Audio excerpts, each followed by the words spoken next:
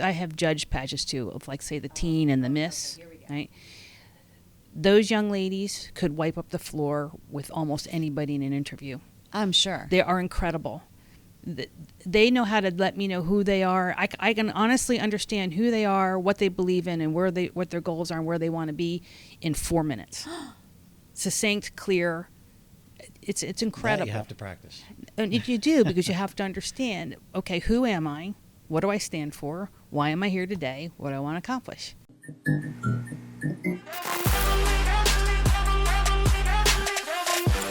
Welcome in, everybody. So I have to admit, I have become secretly obsessed with the topic we're talking about today.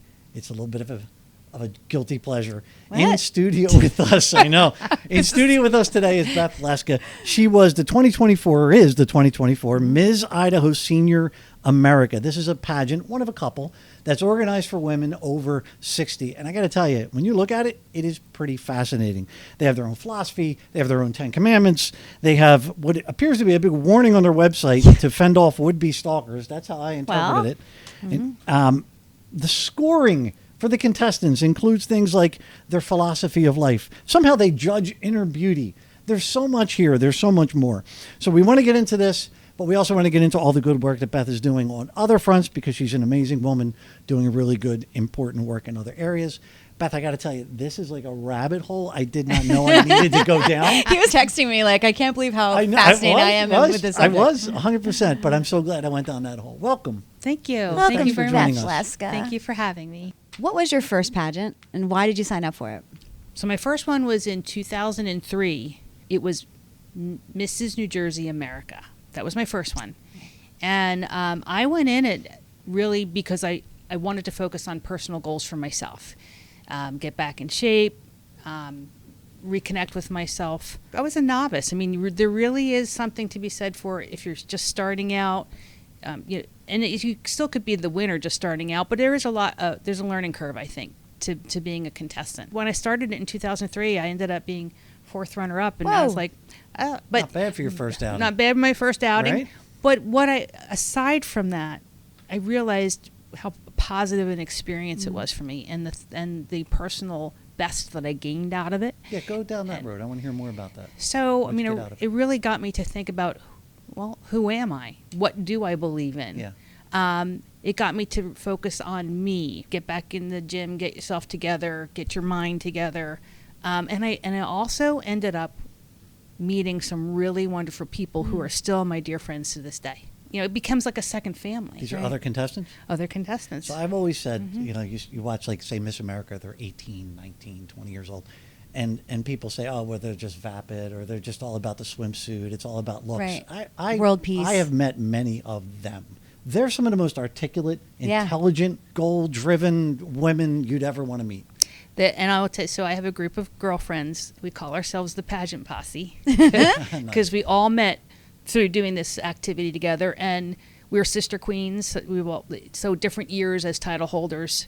They've become such a very important fabric of my life, and they all are extremely driven, successful, kind-hearted, funny. They're indispensable. They really are. There's really great people in this activity. For people that are thinking about doing it, women that think, well, maybe I want to try it. Find a pageant that has a vision and a mission that you like. And I love what you said about your pageant posse, because I think there's a connotation that, well, you've seen movies and you've seen, Sure. And you've heard stories about the fact that the women can be super catty and negative and nasty, but you're debunking that myth here, right? Absolutely. I always say pageantry is a small microcosm of life. And if you think about your life at the office, you're going to have all different kinds of people and all different walks of life and all different attitudes. It's just taking those people and putting them together in a pageant. Everybody's different, but I just recently doing Miss Senior America, everybody was wonderful. There were some really, really talented women there. So it was fun for me to watch. I was sitting, when it wasn't my turn to be on stage, I was like sitting there watching, because It was a lot of fun. Because I know the interview was a big part of this process. It depends upon where the judges take your questions, Got right? it. So it could be different for everybody. And it could be just what's on your biography, your application just sparks a question Got it. for them. How was it for you? What were your questions? One of them, really, they focused on my philosophy of life. So 400 trillion to 1. Those are your odds of being born. So you have better odds of winning the lottery 10 times in your life. So Than think about being that. born. Than being born. You've already won. And that's kind of where the premise of my philosophy of life came from, that, we all have a purpose to be here. We all can accomplish great things. But what we need to understand is the challenges we face are part of that, very important part of that journey. Right? So, Damn it. Because it would be great if you didn't have to have challenges in order to get. Well, think about what life would be like if you didn't have challenges. Right, It'd be you pretty have to. boring. So when were you stuck? I was working on competing for Mrs. New Jersey, United States in 2004. And that's when I finally came to that realization that I had to just let go of the things that were in the back of my mind. And I won. Mrs. New Jersey, United States. Mrs. New Jersey, United States, 2004. Sitting right here, folks, with us. That's How'd that feel? awesome. That had to feel Yeah. amazing. Like you It's set this surreal. goal. If self-doubt is an issue, I would think joining a pageant Right? right? Yeah. Really like baptism by fire. Because now you're on stage, you're being interviewed, you're in an evening gown, you have to show off a talent. Pageantry it is really something that you have to have a mindset, and you really need to you need to practice. Yeah. You want to look at the audience, right? Because your Danielle's judging you audience right there now. to see you. So you want to look at the audience. You want to connect Right. with the person in row 10. Now, if you have to do a talent, then you have to practice that, obviously. Some pageants don't have talent for the Mrs. division. And then there's and obviously interview. I have judged pageants too, of like, say, the teen and the Miss. Okay, here we go. Right? Those young ladies could wipe up the floor with almost anybody in an interview. I'm sure. They are incredible. They know how to let me know who they are. I can honestly understand who they are, what they believe in, and what their goals are, and where they want to be in 4 minutes. Succinct, clear. It's incredible. That you have to practice. And you do, because you have to understand, okay, who am I? What do I stand for? Why am I here today? What do I want to accomplish? Yeah. Right? And so that's any kind of interview, if you think about it, when you go for a job interview. But I always, it's funny, I'd had people say, oh, well, I can't, they didn't understand. I'm like, let me tell you, I could put a 15-year-old pageant contestant in the room, compete, up against anybody for a job, and they would probably get the job. Yeah. Because they're just so good They're that good. at knowing who they are and being able to express that and share it. It's not that they're fake. They're honestly showing who they are, but they're doing it in a very clear and succinct manner. Let's like tear the roof off. What was the most unexpected? I had no idea that existed in the world of pageants. That's a good one. They're really, if I think about it, I don't think there's anything that really surprised me. What I think I learned is, or I know that I learned, was it's a sport. It's a sport. It really That's is cool. a sport. So no different than if you're preparing for, and everybody, it's all different. I get it, right? So every sport is a different discipline to it. But it's still something you have to prepare for. It's still something that you have to make sure that you're presenting at your very best. So I think I was very surprised, though, by the amount of coaches out there, and really they're great life coaches. Yeah. And the specialty of specialty jewelry. You can't just buy any jewelry. It's pageant jewelry. Pageant Will you have to buy pageant jewelry? It's different, right? Pageant jewelry is different from, say, jewelry you'd wear Right, every would it day. be like bigger, or like how is it Big different? sparkle, a lot of Sparkly. glitter, a lot of sparkle. How do they judge inner beauty? I was fascinated by that Oh, right. concept. I think it's how you can sense it. I think when you're, because I've been a Judge judge. her inner beauty. No, it's Sad. no, she actually might She say can a nice sense it. thing. Well, she We've might. known You each guys other know for each a other. while. That's right. That's I valid think point. you can feel someone's. No, I don't. I'm listening to I'm Beth. sorry. Go ahead. Yeah, honestly, I think you can feel if someone's a good person, right? You can tell if they really mean what they say. I agree.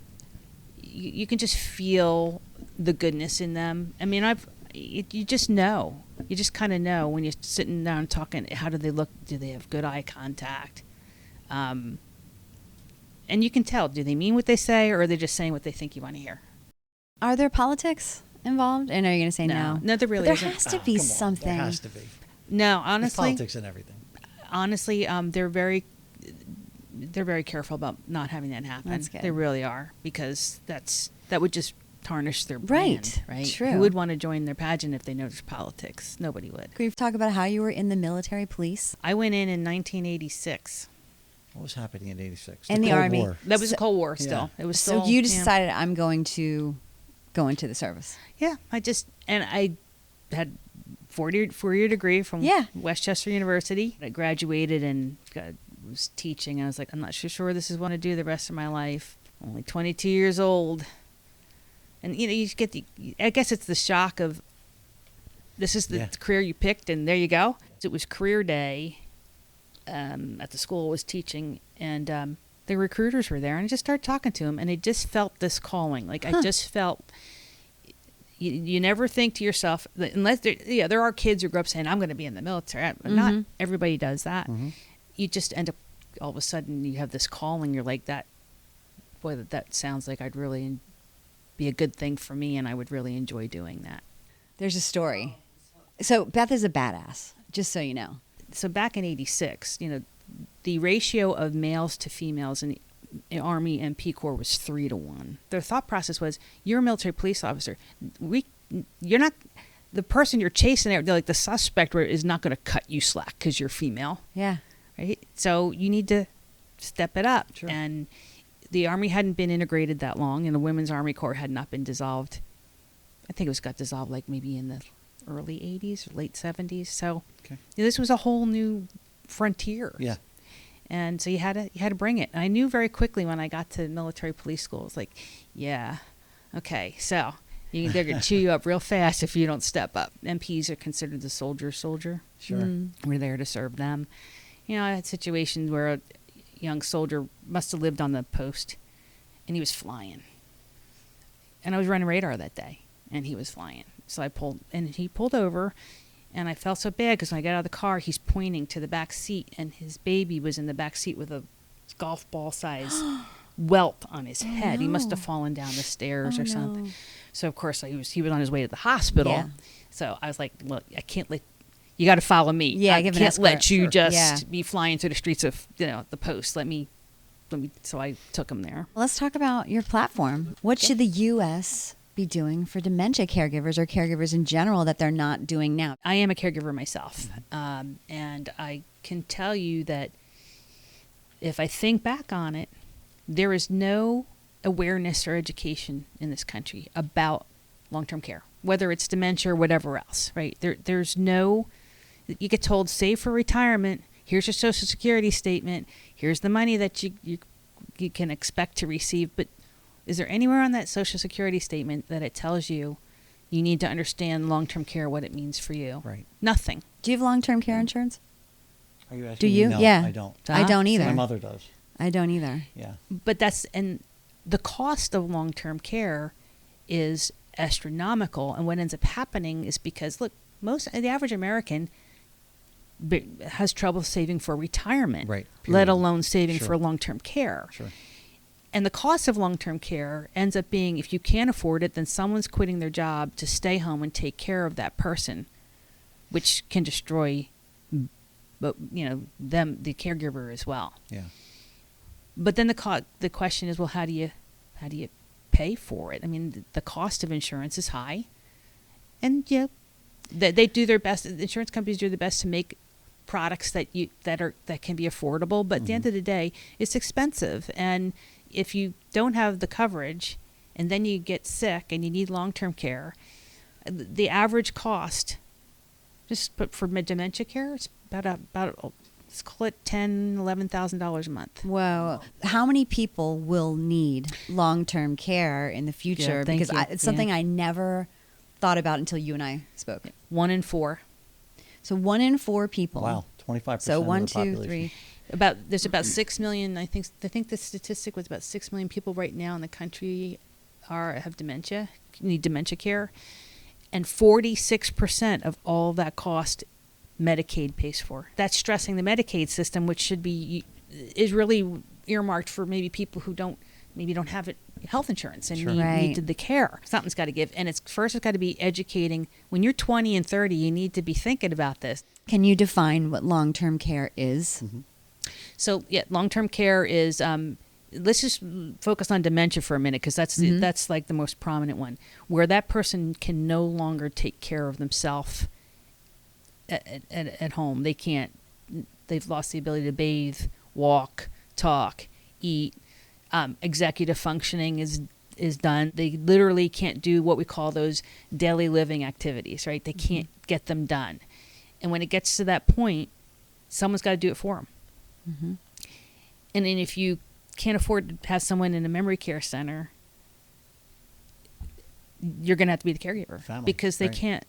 That person who has the dementia can't do those things for themselves. So full-time memory care depends upon the state, but like, New Jersey, it's, 10,000, 11,000. I mean, it's expensive. So what's the solution, Beth Leska? My idea is, all right, so we all pay Social Security tax, and we're happy to, you work, they take it out. It's your Social Security, Medicare tax, right? What if we all did an extra $1? Just $1. And I've asked a lot of people, like, oh, I'd do $5. Right? But what if you just did $1 extra out of your paycheck and it went to a long-term care fund? Would you do that? I mean, I would, but I'm Yeah. thinking about people that are making $7.25 an hour. Well, right. You And know, I think that Good question. and I've thought about that too, and it's like it's going to take a lot smarter people than me to figure out how that works. You're awesome. So you have a lot of good inner beauty, I could tell. from Yeah, she's got total this inner conversation. beauty. And how can we support you and your cause? And how can the audience support the cause? Well, when I finally get a chance to talk to the right people, and hopefully a bill starts, there's a bill Percolating. Right. starts percolating, then I'll legislation. have everybody Get on the picking phone. up their All right. phone. So this is what I'm hoping for. I'm hoping that maybe the first thing, I mean, I don't think there needs to be a bill to put the awareness on a Social Security statement. I think that's just Sure. Right. a change in printing. Right, Okay. right, right. But the other That's a part, good first step. but that's a good first step Yes. to say. And so maybe that'd be to say, hey, everybody needs to get request a copy of your Social Security statement online every month. So because my thought is, if it's online, you can click on the long-term care statement, and it's got hyperlinks to educational material. Got it. Yeah. Right? You've And, thought this through. You know? Love it. Well, good luck with the plan. Yes. Well, thanks I for love it. thanks for having me on Oh my today. God, thanks Thank for you. Thanks for being here sharing with everything you us. did with us. Yeah, thank Very you. much. And thank you guys for watching. We'll Thank see you you. soon.